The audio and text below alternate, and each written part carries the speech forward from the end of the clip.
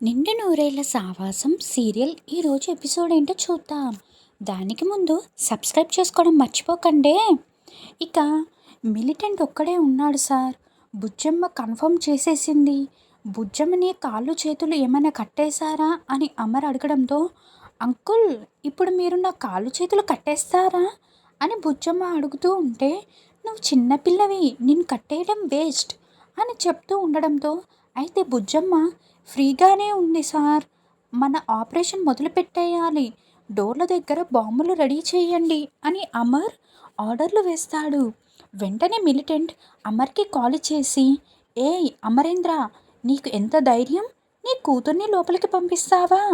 ఇప్పుడు వీళ్ళతో పాటు నీ కూతుర్ని నాకు బందీ అయిపోయింది, తన ప్రాణాలు తీసేస్తా అని వార్నింగ్ ఇస్తూ ఉంటే, రేయ్ నీకంత సమయం లేదురా, నా కూతుర్ని హాస్టేజెస్గా చాలా జాగ్రత్తగా చూసుకో అని అమర్ ఫోన్ పెట్టేస్తాడు.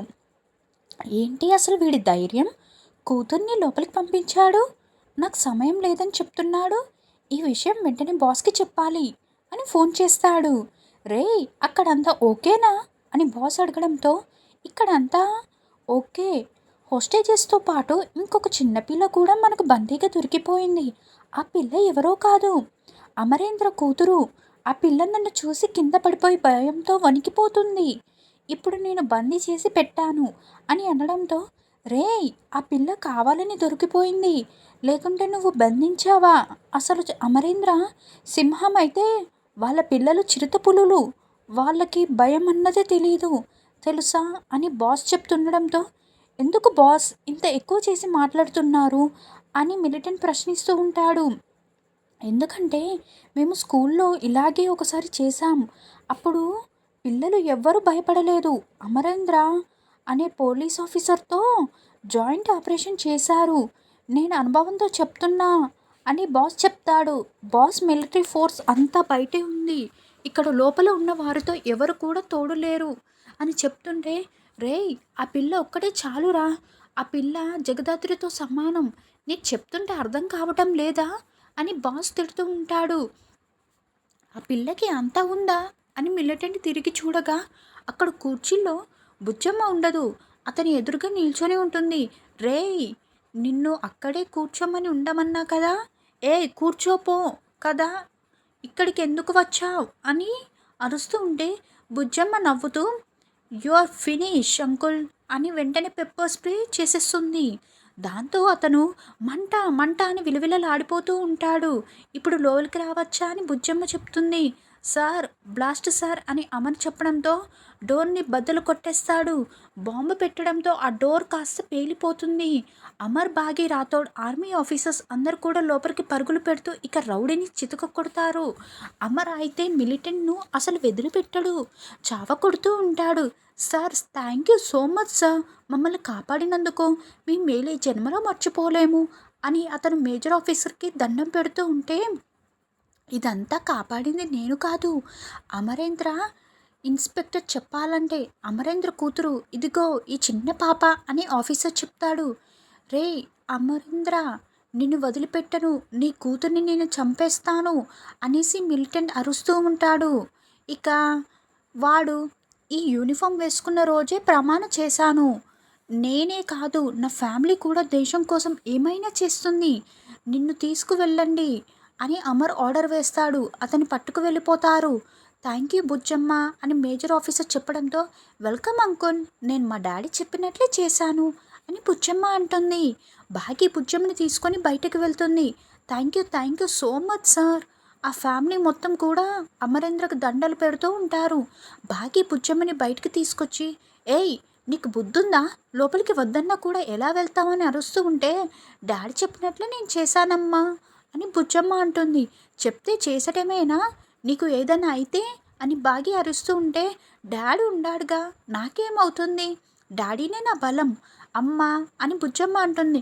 వెల్ డన్ బుజ్జమ్మ, పులి కడుపున పులే పుడుతుందని నిరూపించేశావు అని రాథోడంటే, నువ్వు ఊరుకో రాథోడ్, చిన్నపిల్ల మాట్లాడుతుంది అనుకో, నువ్వు కూడా ఏంటి అని బాగి అంటే, బుజ్జమ్మ చిన్నపిల్ల అయినా కూడా అంతకు మించి శక్తులు ఉన్నాయి కదా మిస్సమ్మ అని రాథోడంటాడు.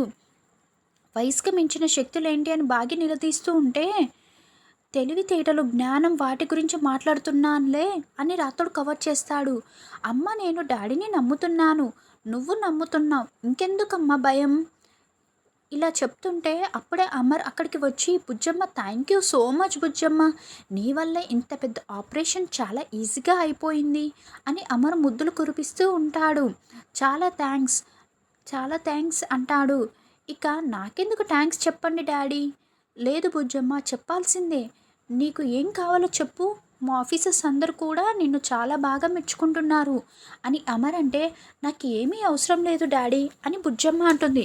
లేదు లేదు నువ్వు ఏదో ఒకటి అడగాల్సిందే అని అమర్ అంటే, ఏం అడిగినా ఇస్తారా అని బుజ్జమ్మ అంటుంది. చేస్తాను బుజ్జమ్మ, తప్పకుండా ప్రామిస్ అని చెయ్యి వేసి మాట ఇస్తాడు. అయితే మీరు త్వరగా గతం గుర్తుకు రావాలి డాడీ, అదే మీరు నాకు ఇచ్చే గిఫ్ట్ అని బుజ్జమ్మ అంటే, అది ఎలా సాధ్యం బుజ్జమ్మ అని అమర్ అంటాడు. మీరు మామూలు మనిషిగా తిరుగుతూ ఉంటే చూడాలని కొందరు ఆశపడుతున్నారు, చాలా ఎదురు చూస్తున్నారు, మీ కళ్ళతో ఎదురు చూస్తున్నారు, అందుకే నేను అడుగుతున్నాను బుజ్జమ్మ అంటే, నువ్వు అచ్చం నా అరుంధతిలాగే బుజ్జమ్మ. ఇప్పుడు పక్క వాళ్ళ గురించి ఆలోచిస్తూ ఉంటావు. అమర్ అనుకుంటే, సరే నాకు గతమంతా గుర్తుకు వచ్చేసింది అనుకో, అప్పుడు నువ్వు ఏం అడుగుతావో అడుగు అని అమర్ అంటే, నాకేమో వద్దు డాడీ, మీరు కలుసుకోవాలని వాళ్ళని కలుసుకొని దగ్గర అయితే నాకు అదే చాలని బుజ్జమ్మ అంటుంది. అది జరుగుతుంది, నీ కళ్ళ ముందరే జరుగుతుంది అని అమ్మరంటే, నేను చూస్తేనే కానీ నమ్మను డాడీ అని బుజ్జమ్మ అంటుంది. అలాగేనని అమర్ బాగి వైపు చూస్తూ చెప్తూ ఉంటే బాగి తలదించుకొని ఉంటుంది. అంటే ఏంటి డాడీ అని బుజ్జమ్మ అంటుంది. త్వరలోనే నీకు మొత్తం అర్థమవుతుంది, చూస్తూ ఉండు. రాథోడ్, కార్తీ వెళ్దామని అమర్ అంటాడు. తర్వాత అర్ధరాత్రి అందరు నిద్రపోతూ ఉంటారు. అప్పుడే చెంబారే అని అంజు పాప అక్కడికి రావడంతో ఉన్నట్లుండి అంజుని ఆ విధంగా చూసేసి దయ్యం దయ్యం అని చంబా వణికిపోతూ ఉంటుంది, పరుగులు పెడుతూ ఉంటుంది. చంబా ఆగు, చంబా ఆగు అని అంజు ఎంత పిలుస్తున్నా కూడా దయ్యం దయ్యం అంటూ పరుగులు పెడుతూ నిద్రపోతున్న మనోహరి గదికి వెళ్తుంది.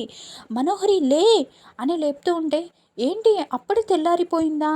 అయినా నీ దరిద్రపు ముఖాన్ని చూపించొద్దని నీకెన్నిసార్లు చెప్పాలి అని మనోహరి అరుస్తూ ఉంటుంది. అయ్యో కాదు మనోహరి, ఇది రాత్రి దయ్యాలు తిరిగే వేళ, దయ్యం వచ్చింది మనోహరి, నన్ను ఫాలో అవుతుంది, అందుకే నేను భయపడిపోయి ఇక్కడికి వచ్చాను అని చంబా అంటే, నువ్వు మంత్రగత్తవి, నువ్వు దయ్యాలకి బయటపడడం ఏంటి, నువ్వు ఇక్కడికి రావడం ఏంటి అని మనోహరి అరుస్తూ ఉంటుంది. అది నన్ను ఫాలో చేస్తూ వస్తుంది, చాలా భయం అవుతుంది మనోహరి, అందుకే పిలిచాను. లే మనోహరి లే అంటుంది. ఏదో ఒకటి చెయ్యి మనోహరి అని చంప వణికిపోతూ ఉంటే, ఏంటి నిన్ను ఫాలో చేస్తున్న దయ్యాన్ని నా దగ్గరికి ఎందుకు తీసుకువచ్చా అని మనోహరి తిడుతూ టెన్షన్ పడుతూ ఉంటుంది. అప్పుడే ఇక డోర్ దాని ఇంపట అదే ఓపెన్ అయిపోతుంది. అదిగో దయ్యం ఇక్కడికి వచ్చేస్తుంది, మనోహరి రా అంటే ఇద్దరిక మూలకి నక్కి నక్కి టెన్షన్ పడుతూ చూస్తూ ఉంటారు. అదిగో దయ్యం నీడ అని చంప వణికిపోతూ ఉంటుంది. అవునవును అది దయ్యమే, నీడనే, ఏంటి నువ్వు నా దగ్గరికి తీసుకువచ్చావు, ఏదో ఒక మంత్రం చదివి పంపించేయచ్చు కదా అని మనోహరి అంటే, నేను మంత్రాలన్నీ మర్చిపోయాను మనోహరి అని చెంబ అంటుంది. అదిగో దెయ్యం వచ్చేస్తుంది, శ్రీ ఆంజనేయం ప్రసన్నాంజనేయం వచ్చి కాపాడు దేవుడా అని మనోహరి దండం పెట్టుకుంటూ ఉంటే, చేసావన్నీ చెత్త పనులు, మళ్ళీ నిన్ను దేవుడు కాపాడాలా అని చంబ అంటే చెంప పగిలిపోతుంది. జాగ్రత్త అని మనోహరి అంటే, సారీ మనోహరి, ఏదో ఫ్లోలో నిజాలు బయటకు వచ్చేస్తున్నాయి అంటుంది. అదిగో అదిగో లోపలికి వచ్చేస్తుందని మనోహరి టెన్షన్ పడుతూ ఉంటే అంజు పాప లోపలికి వస్తుంది. ఏంటి ఈ పిల్లని చూశాను భయపడిందని మనోహరి అంటే, నేను అంజుని కాదు, నేను ప్రచండని అని ప్రచండ మాట్లాడుతూ ఉంటాడు. అవును కదా, నువ్వు అంజు శరీరంలోకి ప్రవేశించావు కదా, నేను మర్చిపోయానే చంబా చెప్తుంది. అయినా ప్రచండ ఈ అర్ధరాత్రి నువ్వు ఎందుకు నిద్రలేచి వచ్చావని మనోహరి అంటే, నేను నిద్రపోనే లేదు, నాకు చాలా ఆకలిగా ఉంది, ఈ చంబ వెంట చేసి పెడుతుందని లేపడానికి వెళ్తే భయపడి నీ దగ్గరికి వచ్చిందని ప్రచండ చెప్తాడు. అయినా నా అన్నం కూడా నువ్వే తినేసావు కదా, అంత తిన్నావు అప్పుడే ఆకలి అని చెమ్మ అంటుంది.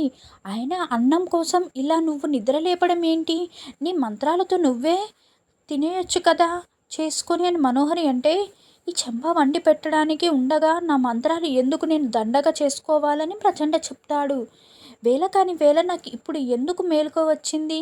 లేట్ అయిపోయిందని సార్ నన్ను ఇక్కడే పడుకోమని నిద్రపోమని చెప్పాడు. వాటర్ కూడా అయిపోయాయి. దాహం వేస్తుంది.